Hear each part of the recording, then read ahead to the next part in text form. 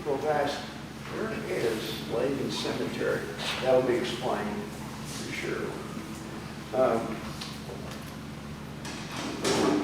primary responsibilities for the day-to-day operations of the cemeteries are sales, burials, and processing information. She makes sure that maps, databases are up-to-date information, drawing maps, and continue to move forward a digital footprint of information for publications on the cemetery website.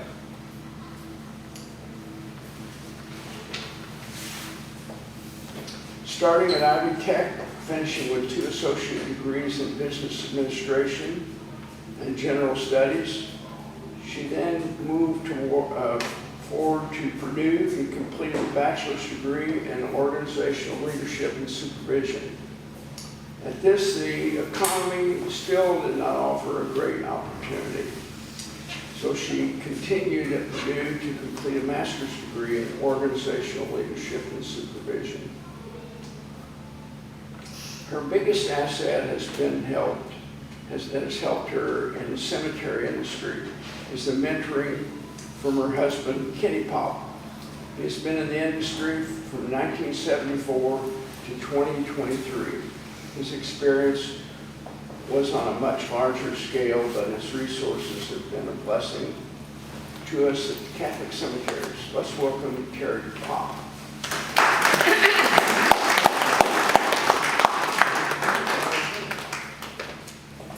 Thank you so much for the invitation to speak to you about our cemeteries. Unfortunately, a lot of times I get lots of questions about the cemetery, so if I get rambling, somebody just raise their hand or something, because it's something that I dearly love. I never thought in all the years that I've done everything from horticulture to business sales that I would find a niche in the cemetery industry. Been around it since my husband and I have been married, as I mentioned. He's been in the industry since 1974, but I only had the tidbits of things. You know, we had issues, we would, you know, those types of chatter and stuff. But it is something that I have really, really found a niche in that I love doing. Catholic Cemeteries was a kind of a fall-in type position.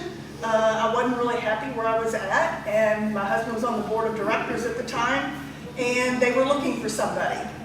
And he says, you know, that's out there if you want to try it. So I just jumped in with both feet, and here I am 8.5 years later, still doing the same job, but I've actually grown to really, really enjoy it. I mean, you can always have bad days, and then you can have those really, really good days that make it all worthwhile. As I mentioned, there are 3 cemeteries. St. Mary's is our primary cemetery. It's the largest of the 3. It's approximately 23 acres. Holy Trinity Cemetery, we inherited that at the time that Holy Trinity Church burnt back, as you remember, in December of 1975. All of the records and everything came from Holy Trinity and were transferred to St. Mary's. So St. Mary's is now that trustee as well. The Leyden Cemetery is kind of a misnomer. A lot of people don't realize that it's part of our group. It was deeded to us from the Streepy family in 2012. They had decided it was becoming much more difficult to get it mown and taken care of, and what they did is they approached us to see if we would assume that maintenance liability, because it was adjacent to Holy Trinity Cemetery. It's just 1 square acre that is right to the south of our most southern entrance of Holy Trinity Cemetery. At that time, they did accept that responsibility. The family purchased 30 graves. At that time, our graves were $1,000 each, so they gave us $30,000 to take that cemetery and move it forward. Unfortunately, our records for that cemetery are extremely limited. Extremely. Some of you, if you've done any genealogy, you probably know more about Leyden Cemetery than I do, unfortunately. Some of the things that we have, as I mentioned, we have the 3 cemeteries. Our first burial was in Holy Trinity Cemetery, approximately 1830. And then for St. Mary's, the burials were approximately 1858. St. Mary's Catholic Church started in 1856, but the first burial was about 1858. At the time, before those cemeteries were started, they used the Fairview Cemetery because it was the city cemetery. And then that's what it is. And then a lot of my dates are going to be somewhat approximations, because if you've ever done genealogy in the cemetery industry, we're at the mercy of whomever was the documenter. Because in the Catholic community, it was, in the early days, it was the pastor who did all the documentation. Some are very, very detailed, some are not so detailed. So we have to just live with what we've got and kind of find the gaps, because it's almost like doing a puzzle and the whole puzzle's green. So, you know, you might find a couple things here that go together and it may answer questions about something else, but it's just always been a challenge.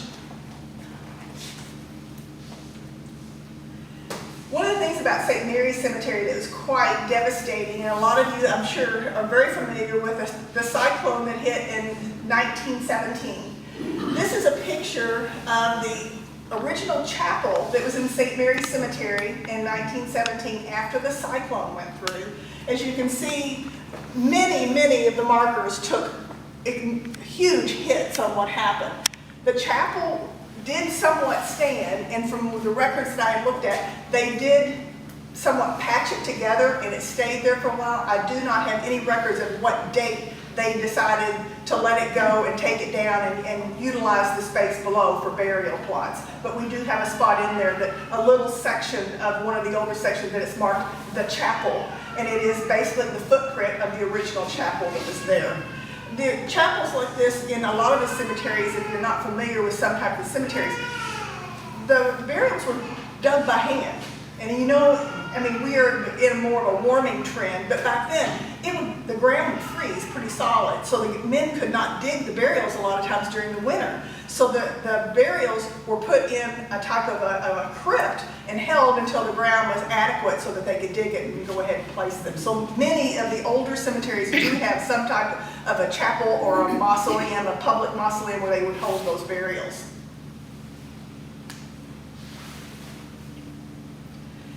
On the newer side at St. Mary's, we have taken it to a next level.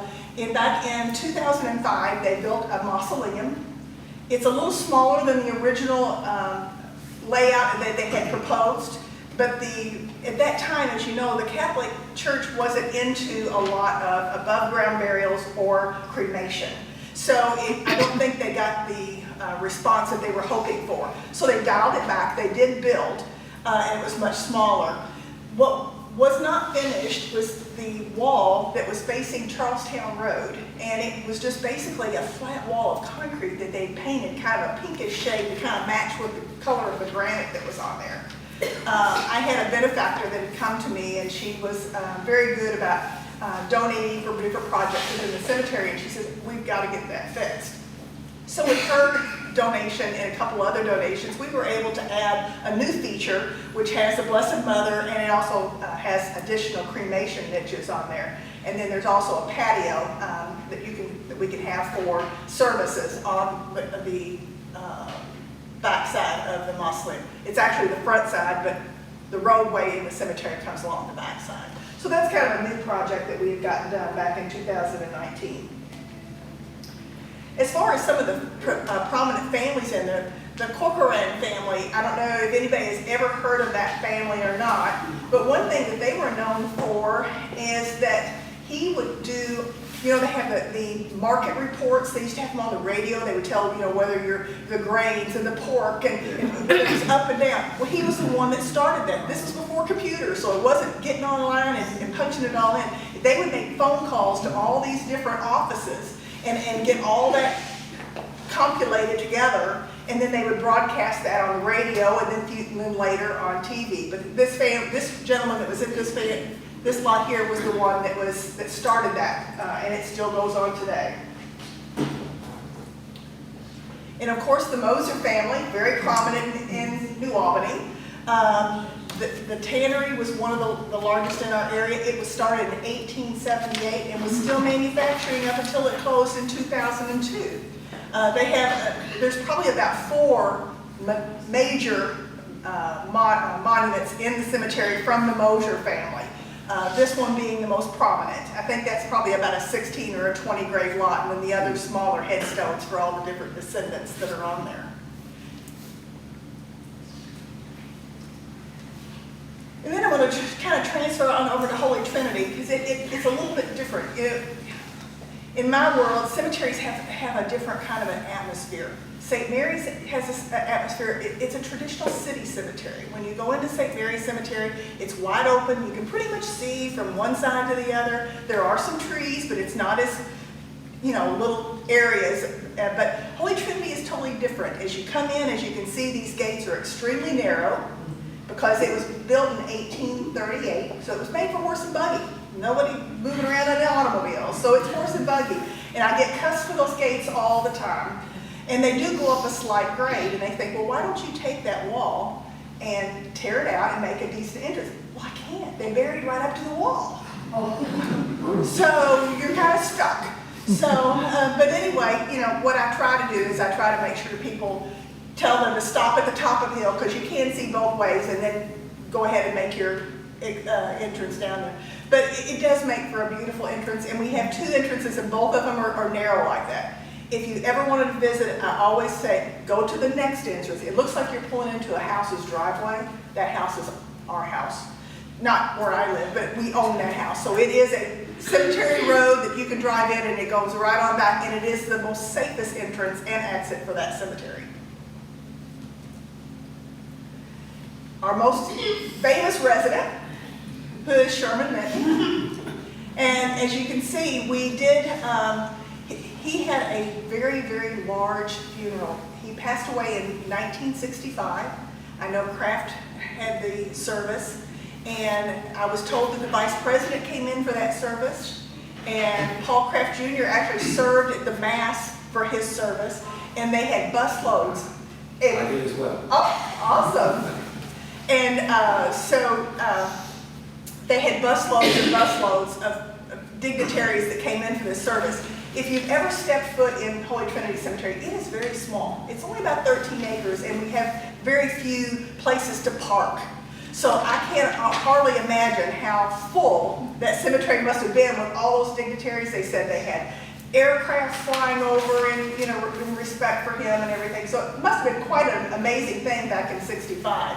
But I put 2 pictures because we recently did a restoration on there, and you can see how it looked in the beginning, and this is how it looked after it was cleaned.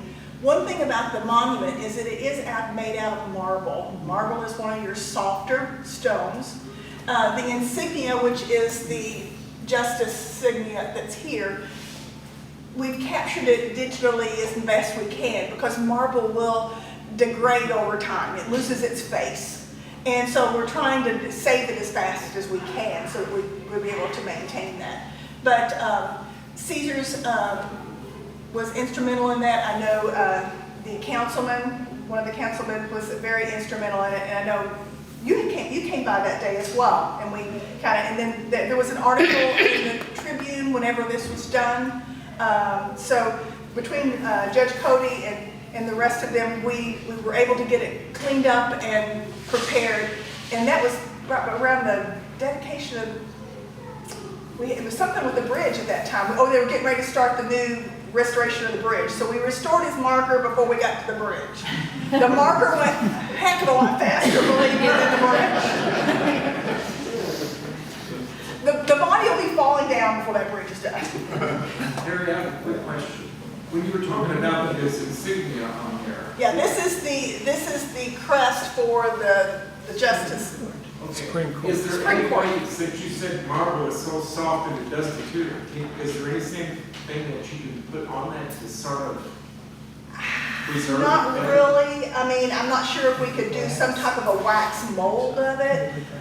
I'm not sure. I mean, that's not something that I've dealt with a whole lot, but I mean, that's why I'm digitally getting the picture of it. And then if it goes away, maybe we can have a cast of something and replace it with a cast. But it is one of the most prominent markers in that cemetery. As you come in the main gate, when you travel down the road, you go past the priest circle, and it's dead square in the center of the back part of the cemetery, and it's kind of a directional point that I use on a regular basis when I'm talking to people about locations in the cemetery. Another one is the Russell Monument. This is not too far from where our chapel is now. Mr. Russell was he's founded the Floyd County Museum, and he was a very prominent artist within New Albany. And then he was also responsible for designing the sesquicentennial flag. And he had specific details in that flag, you know, he had like, of what he had chosen, and it was done in 1962. And I was told by his family members, he actually cut his own stone.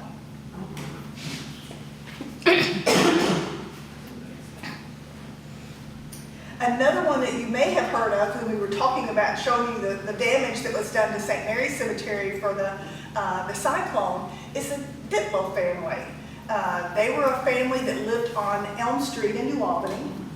When the cyclone went through, her husband had left the house to go on an errand with one of the children, and some of them were in school, but the cyclone came through and took out the house and killed his wife and 3 children. So they were all 4 killed on the same day. And you can see, here's the children all down here, Louisa, Agnes, and Alberta. And Louisa was the one in the house. So there's 4 killed on the same day. So that was such a tragic for one family to go through.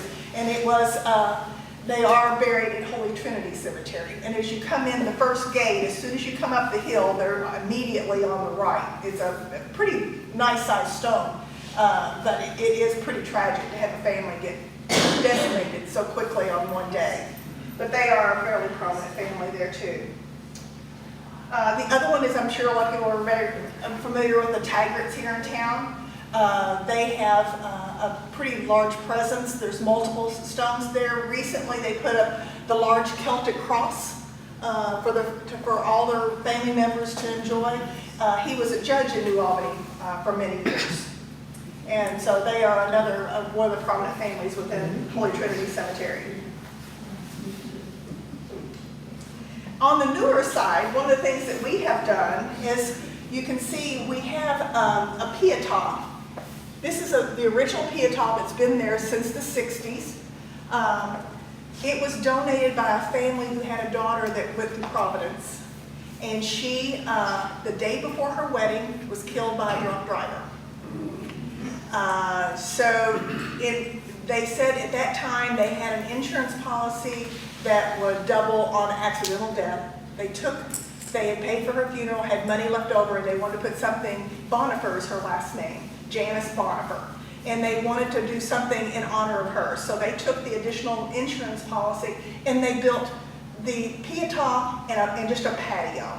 And their dream was to have some type of a covering on it at some time. That never happened until it pretty much looked like this. It was just a covering and then, or just the concrete and we have services there all the time. It's a nice place when the ground is wet. You know, you can get in and out there easily. But in the last few years, we have had a very, very generous benefactor that's come in and wanted to ask me, he says, what can I do for you? You know, how many times do you get that kind of a question? You know, he said, do you need a vehicle? Do you need roads? I'm like, no, I don't want a vehicle I have to maintain. You know, roads are okay. I said, but you know, I'd really love to have a covering on this pietà. It really deserves to be protected.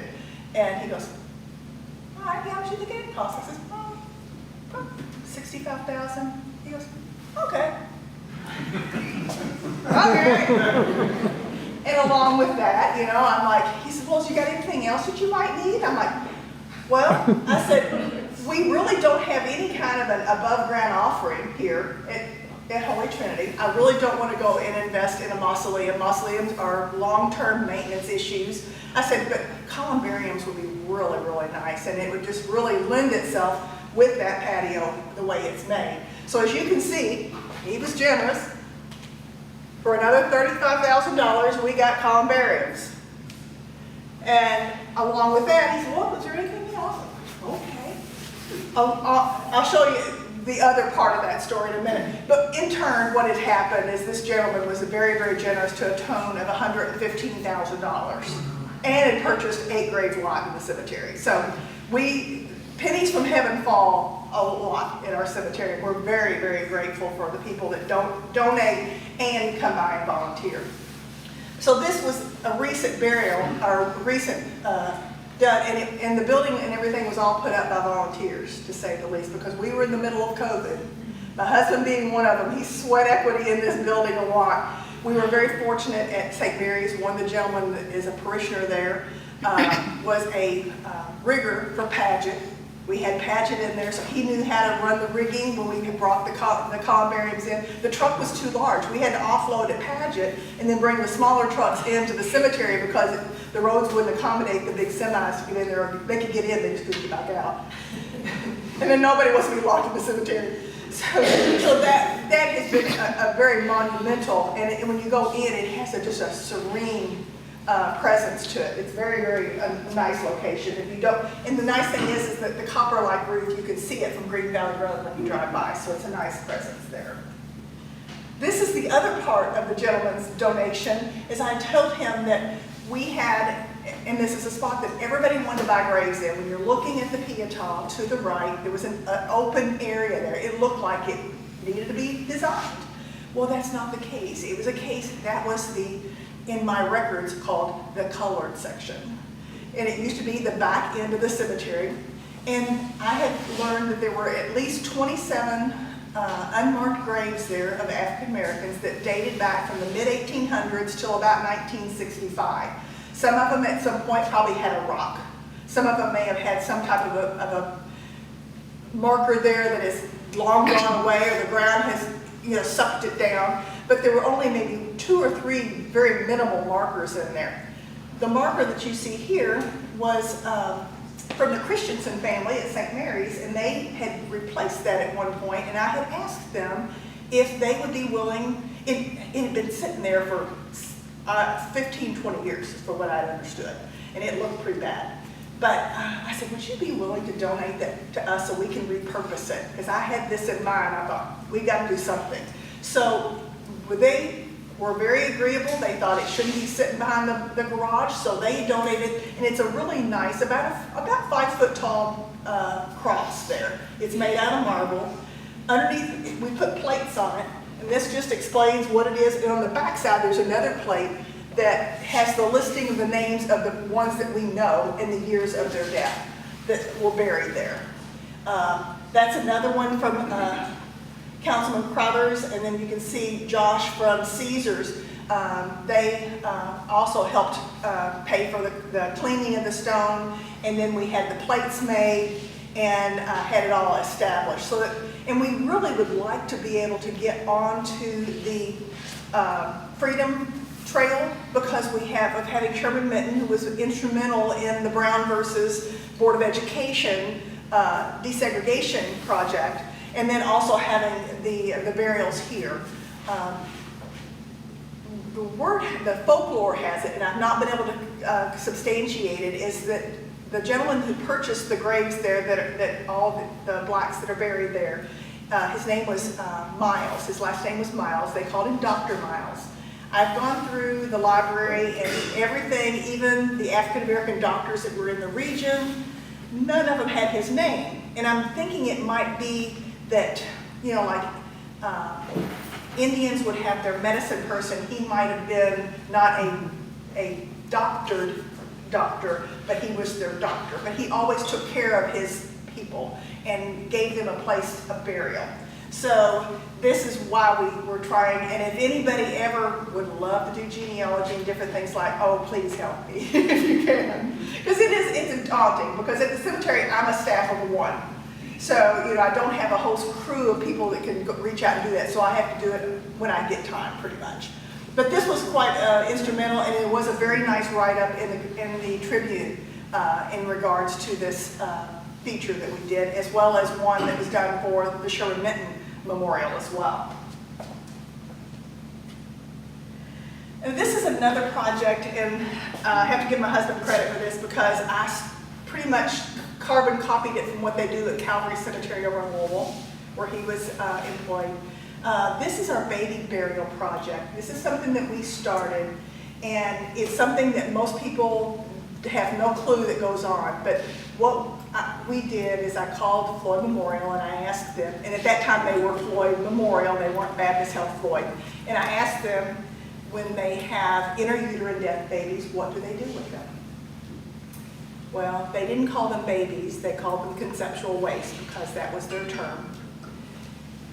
They said, well, the babies are incinerated and put in the biohazard waste dump. And these are babies that, you know, I don't know how open they were with the families of what they did with them or whatever, but, you know, my Catholic faith says that from square one, they're babies and they need to have a dignified burial. So I went to the hospital and I knew what the answer was going to be when I asked the question, but I wanted them to explain it to me. At that time, they couldn't do anything because they didn't want to have the, you know, the conflict of church and state. So, and they knew they were in the process of transferring to Baptist Health Floyd. So it was a matter of about a couple months. We got back together, and at that time, being Baptist Health Floyd, being a religious entity, they were able to work with me. And I came to them, and it's kind of hard to offer not to turn down something when you offer it for zero cost. I told them I would take the babies. There was some criteria involved. The family had to know that, you know, they didn't want them. They wanted the hospital to dispose of them. We would take it. They needed to be put in individual boxes, and you can see these individual boxes. Each one baby, and then they would be put in mass unmarked graves. The family would not be able to mark the graves because they didn't step up to the plate and give them a burial. But we do keep all the records. At a later date, the family want to know where the babies are at. I can tell them exactly where they're at. If they wanted to mark them, a lot of them have burial spots behind them where they could purchase that grave and put a memorial marker up for them. This was the burial that was done in November of last year. We had 106 babies. That sounds like a lot, but because of COVID and we were building the building and they wanted to have it on the patio, that was an accumulation of about 12 months. On an average, we can be anywhere from 13 to 50 on a quarterly basis with babies. And that's just at Floyd Memorial Hospital. So these are babies that pass away during the term, and they have to be 21 weeks or less. Anything over 21 weeks has to go through a funeral home. But the Knights of Columbus has been instrumental in helping me. They help when we have, you know, there were a lot of people at this event, probably 50, 60 people, so they'll help with parking. They also have been, at one point when we first started this project in 2018, they weren't doing the boxes, but the hospital, I don't know if it's because they're so understaffed and they didn't have time, but they said, well, we just don't have boxes. I said, I'll find you somebody. First batch were done at Prosser. They did them. And then the last 2 times have been done through the Knights of Columbus, that the gentlemen there have stepped up, and that's where we've been getting, you know, the really nice little Celtic crosses on them and everything. But they have been doing a wonderful job. I think the last little boxes that they did, I think they ended up making almost 200. And so we're continuing. We are about, in the month of April, we'll have another baby burial, and they'll be working on that. But yeah, the Knights have been really, really instrumental in helping us get this and keep it moving. So much so that they have taken this project and submitted it to the Indiana State Knights of Columbus at their conference, so their convention is going to come up in May, for hopefully winning an award for this project that they're doing. They've asked me to come up and speak to up there to see if we can't take this project and go nationwide. The people that come, you know, have really been appreciative that we give these babies a dignified burial, and they'll ask me, well, why don't you call Jeffersonville and talk to them, and why don't you call Harrison County? I'm like, there's only so much free ground you can give away and stay profitable or stay in the reds or in the green. So I said, there are plenty of Catholic entities out there that I can give them the boilerplate and they can take it and run with it. So we are trying to get the word out that this is something that a lot of people don't even realize it happens. And we really are trying to make it more aware that these babies don't need to be in no biohazard waste dump. They need to have a permanent place of remembrance, because you never know what the situation is. None of the babies are aborted. The hospital does no abortions whatsoever. So these could be deaths due to natural causes, illnesses, it could be drug related, we have no clue.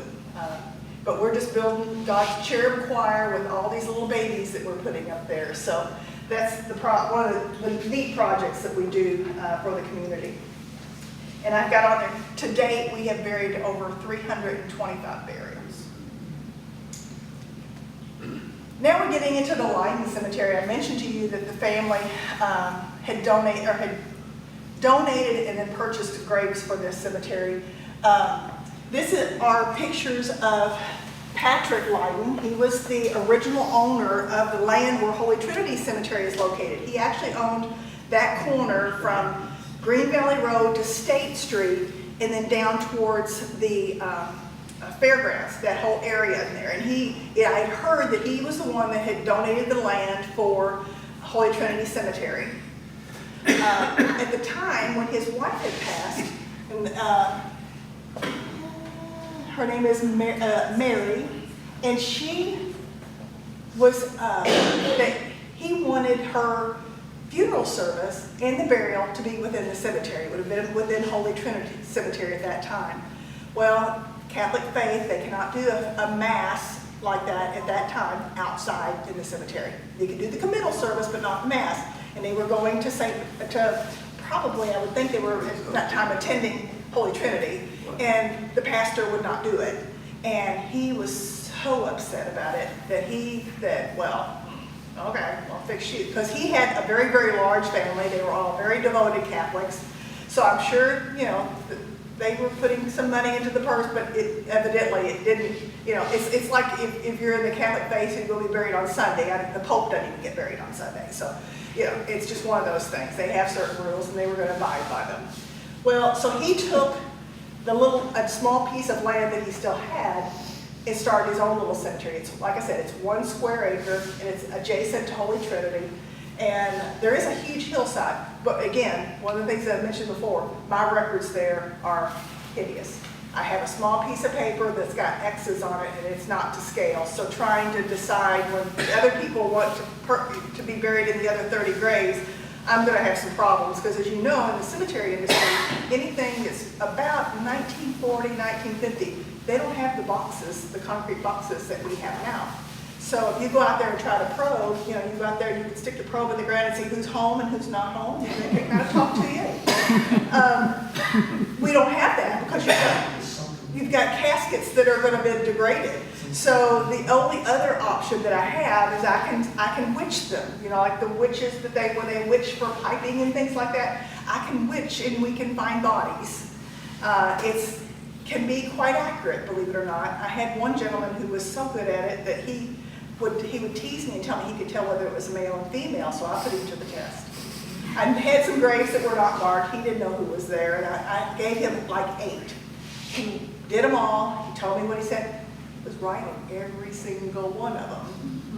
So there is something to it, and they taught me how to do it, and it's just one of those things, if you can do it or you can't do it. So I've started to develop that practice of witching, and that's the only way. And then we're going to try to do, there is a company in Louisville where she trains types of cadaver dogs, and they are able to pick up scents of graves about 100 years old. So she was running her dogs at Calvary, so I'm hoping to get a hold of her and see if I can't get her to come in and see if she can help me with that area, because I really need to get it.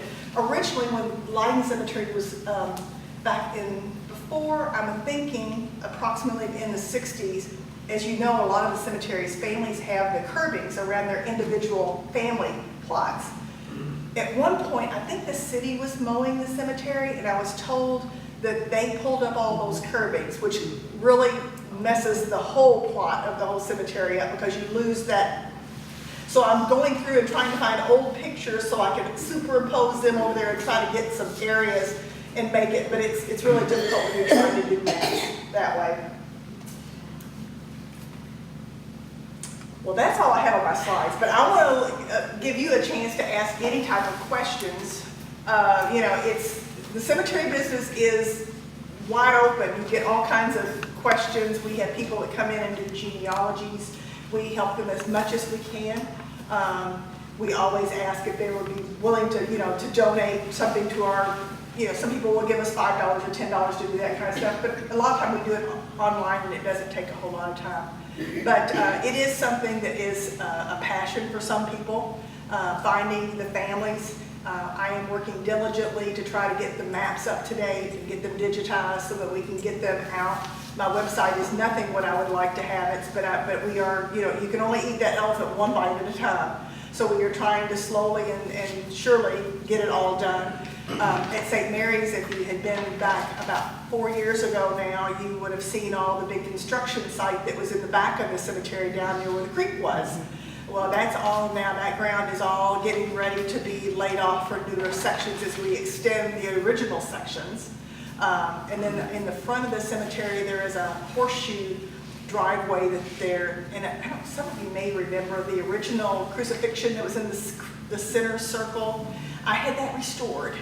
And I'm hoping to take down the mound that's there because it's a maintenance nightmare, and plus it's a safety hazard because you can't see around the circle as you're driving. We have lots of walkers in there. Now that we've continued the roadway all the way around there, we have walkers in there constantly. And I'm so afraid that somebody's going to come around that curve and take out a child or somebody because of that. But so I'm going to take that back down to the original ground level once I can get some resources to do that. But the crucifixion, their base is supposed to be under there. So I am praying that it's still viable. It was marble. And if it's pitted, I have some nice granite that's the same color as my mausoleum that we could veneer it with. But I do have the statues, and they've all been redone. Bottom Sign Company out here in the industrial park did a phenomenal job putting them back together because they were bits and pieces. I was going through the garage at Holy Trinity, and there were a bunch of stuff thrown in the corner, and I started moving the stuff away to get rid of it. And lo and behold, there's all the statues. You've got a 6-foot corpus, and then you have, you know, they're all larger than life-size statues. And so I'm gathering up all the little pieces, and actually, Newcomer Funeral Home gave me some money towards the restoration of it. I've had a couple other people that have donated to it, and we were able, it was cost me about $8,200 to have the corpus and the 3 statues redone. So they're waiting to be put back on their throne. And so we're working on little projects like that all the time, but we try to make sure that they are fully funded and we don't dip into our regular account. One thing that if you've ever worked around cemeteries or anything, some things that people don't realize about cemeteries is when you go into the cemetery, the markers that you put up belong to the families. They are not the responsibility of the cemetery. If they are getting in bad or ill repair and they're a safety hazard, we will take them down. But it's the family's responsibility to maintain those and make sure that they stay level and in a safe way. Our records, as you know, with the transition from landlines to cell phones, and people are much more transient now. They move around. A lot of families, I don't have records that I can contact anybody with because I may have a landline, but landlines are dinosaurs now. If you don't have an email address or a cell phone, you can't find anybody. So there are some that we are trying to repair and things of that nature. So that is one thing. The other thing that people don't realize is that your monument is covered by your homeowner's policy if something would ever become damaged on it. It's no different than you having lawn art in your front yard.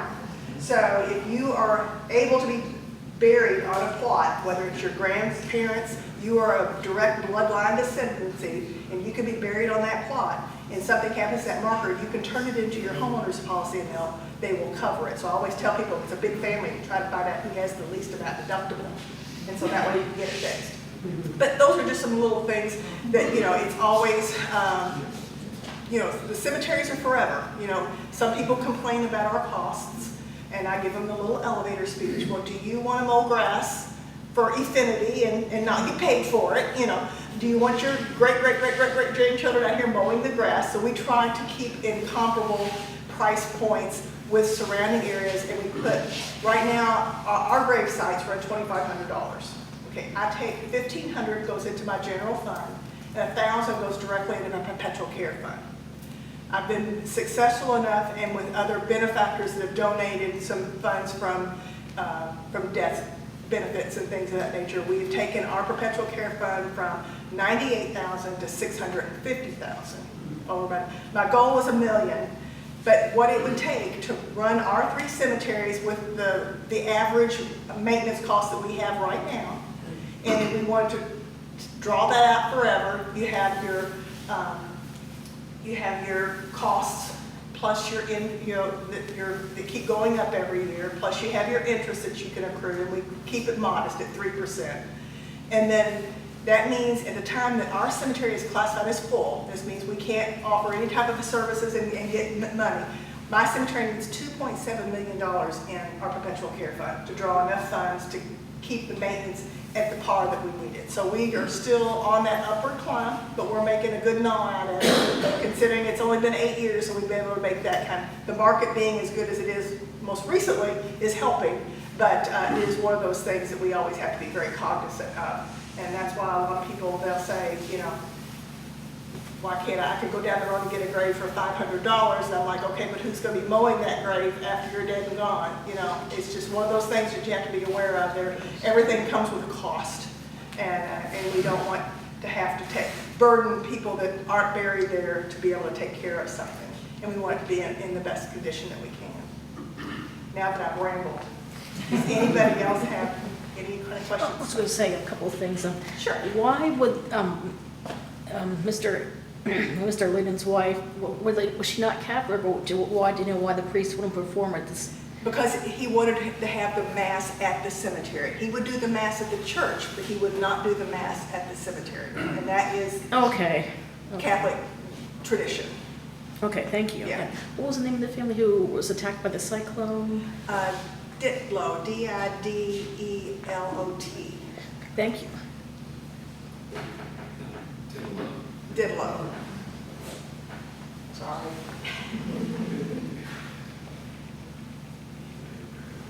Did you have anything? Did you have another? Anybody else have anything? Oh. The other benefactor that I've had when I was speaking about the baby burials is the Ancient Order of Hibernians. I don't know if you have heard of them. They are the big guys that have the big St. Patty's Day parade in Louisville. There are a lot of them that are on this side of the river as well as Louisville. They are also, they did a big project. They have been very beneficial in donating to the baby project, but they also put it in and put it to their Indiana and their national. I had a cemetery up in New England that called me, wanted to know about the project. I had some Hibernians from Indianapolis that sent money down to me, and they are hoping to try to get it started in Indianapolis as well. The one thing it might be a little difficult for them in Indianapolis is because the cemeteries, the Catholic cemeteries in Indianapolis, most of them are managed by a management company, not by a parish. They are, Flannery and Buchanan is a large company that is who manages the cemeteries for the Catholic cemeteries of Indianapolis. And they also own quite a few different companies down in this region too. So that sometimes can be difficult when you've got a corporation like that. But it is something that, you just have to keep asking and asking and asking. And sometimes, invariably, somebody later on will say yes. But that is something that we are trying to push, and we would love to be able to take it nationwide. We're trying to come up with a very catchy, instead of just saying our baby project, we're trying to come up with something that sounds a little bit better. One of the guys was calling it a baby box, and that sounds like the ones where you're sticking the newborns into the firehouse. So we're trying to come up with something there that's a little more catchy that people can remember. Teri, what is the population of St. Mary's Cemetery and Trinity Cemetery? I have a total of about 12,000 between the two in my database. Now, I do know there are many babies that are buried at Holy Trinity and St. Mary's that I have no records on. So I guarantee you that's probably about 10 to 15% shy, between babies. I mean, especially, there's like a big gap in that 1950 to about 63 time range that I have families that come in and they say, we lost a sibling and we know they're in the cemetery, and I try to bring them up. I go through all the old books that are just, you have to handle them with kid gloves. And then there is nothing. I can go to the death book for the church, and I can see, yes, this baby was from St. Mary, and it died, and it just says buried at St. Mary's. It doesn't say where. At St. Mary's, there was a row where the Beechwood Alley is located. At that point, there's like a grade there. There used to be a chain link fence that went down because our property goes all the way down along the alleyway till you go across the creek, and then there's telephone poles, and then it goes across to Silver Street. So it's quite a bit on the other side of that creek. But along the side towards where Ace Harbor is, that other part of it, there's a berm there, and that's where typically in the Catholic Church, when we had small infants, they planted, excuse me for the term, but they buried them along that fence. And if the family never marked them, it was not our responsibility to mark them. Some of them years ago, they would use the temporary markers that you see the funeral homes use now, which are like either they're the metal stake or whatever. But once it's gone, it's gone. It's not our responsibility to keep it marked. And I have had some that get really, really upset about it. They threaten to sue me and everything else because I didn't mark it, and I can't tell them exactly where it's at. But I said, you can sue me, but it's not going to change the fact that the documentation's not there. You know, it's not that we don't want to give it to you, we just don't have it to give it to you. And then they finally kind of calmed down. But that is one of the things that we're probably, I would say, in the 13,000 between the two of them. When were both St. Mary's and Holy Trinity established, and were the cemeteries established then at the very outset, or were Catholics buried in the city cemetery at the beginning? St. Mary's, they had a lag, and I've got some conflicting information on that. I mean, I've got, in one of the books that I looked at, it said their first burials were in 1854. Well, the church didn't start to 1856.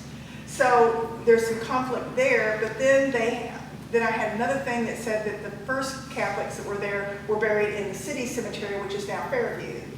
And then, excuse me?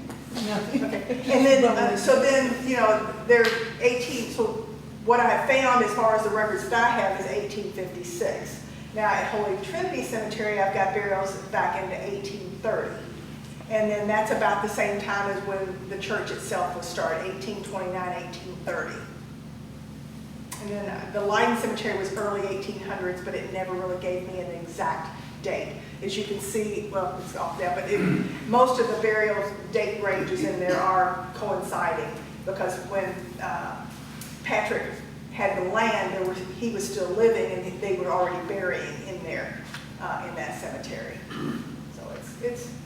But I mean, you know, you can go up to some of these stones, I mean, and the families will come in, and some people are doing genealogy, and they'll start telling me all these stories, and I would just love to take all those stories and put them all in a little, I thought about taking, you know, they have those QR codes that you have, you know, you see on TV all the time, take your phone and punch it, you know. I'd love to be able to take those and put one of those on each one of the stones that would stay, you know, not in plastic, and then let the families go into that and build their own little library, put their little family pictures and tell those little stories, because it's so interesting, you know, the things. And once you learn those little tidbits, you know, there's only so much information you can keep in your head, and I try to document it as much as I can, but there's only so many hours of the day. But that's one thing that's very, very rewarding about the cemetery industry, is all the stories that you get. And then sometimes someone will come in and, you know, not have connection with their family, and they say they want to be buried next to so-and-so, and I can look it up, and by golly, the grave right next to them is available. So it's like, you know, you make their day, and it makes it very rewarding when you can do that for them. But there are, you know, we'd have some people that buy large lots years and years ago, and they would buy maybe a 6th grade lot, and they only use like 4 of them. We contact them, and they said we would just give the other 2 back for anybody that can't afford it. And some of them would say we'd rather go to a child, or rather go to a veteran. In my time, I would use 2 of those, but we do have those in our back supply, and just in case, you never can tell. It's one of those things, you know, cemetery plots, they're only going to get more expensive. Ground isn't going to go down. They're only going to make it so much dirt. So we always try to, tell people that they really need to consider that. A lot of this is our biggest time of the year because people get their tax returns back. They go out and buy grave plots. COVID was the same way. Man, with that COVID, that money they were getting, they were coming in buying graves like crazy. So it makes it difficult for me to keep up with keeping the sections marked and everything when we have a big spur like that. Now, my husband's cemetery is so large when he was still working there, so I mean, they have a lot of surplus and a lot of time. I do not. Anybody else have any questions? Just curious, there Sure. were very few pictures of St. Mary's Cemetery presentation. Is there just not anybody interesting? I've got a lot of family in there. But No, I mean, it was just trying to find different tidbits of things like that. I mean, there are lots of interesting people there, and you just, trying to keep it down to a minimum, not be here all night. I mean, I take walking, people come in, and especially when I have kids that come in and do service work, I make them listen to my little elevator speech so they can understand, this isn't a place where you're going to come in here and, push over markers or something like that, so they have a little more appreciation. Point out some names that they might remember so that they have a way of, putting a face with a marker. My husband always laughed when we were watching with Married with Children. It was a show that's been gone for years, but it was traumatic when it was on. There was one scene in there with the boy and the girl says, "Oh, I'm bored. Let's go to the cemetery and knock over stones." He became unglued. He's called, and they did it twice. He calls the TV station and is just giving them the what for. So, it's just one of those things that you never can tell what would happen. I have had one I've caught, because I have cameras in both cemeteries. I have 5. They're wireless cellular cameras that are solar powered, so I can move them wherever I need to be. And I caught one kid that had come through. He was walking from somewhere through St. Mary's near the alleyway, and he walked over to a one-grave monument. It was a small stone. He was in middle school. He was a Hazelwood kid, and just walks over. I had him dead to right. He's right square in front of my camera. If I had caught him at the time, my phone didn't ping at that time because it will actually ping me when something's going on. It didn't ping. I didn't catch it till he did it on Friday. He was coming through on Monday, and he must have had some second thoughts because he was trying to lift it. Well, he couldn't lift it. It was too heavy. And if I had thought, because my cameras, I can actually talk through them, and I could have scared the bejeebies out of them. I can tell, I can explode them to dead. I did do that one time with the homeless gentleman. We had a homeless gentleman. There was a pile of wood right near our maintenance garage, and he went beside the garage and got one of my garbage containers that has the holes in it, and he dragged it over there, and he was starting to put wood in there. I guess he was going to make him a little campfire, because I have to watch that rear part, because I'll get little encampments in there from time to time, so I have to keep track of those. So I guess he was going to take it back there, and I'd get on the horn. I says, "Would you please put the wood down?" And I says, "I can see you. I've got a camera." And he says, "How can I talk to you?" And I says, "You just talk and I can hear you." And he finally, begrudgingly took the wood out and just left the can there, but it did. I thought he was going to wet his pants. It was funny. We've caught kids over by the mausoleum, during the summer, doing things that they shouldn't. So be careful where you're at, because cameras are here.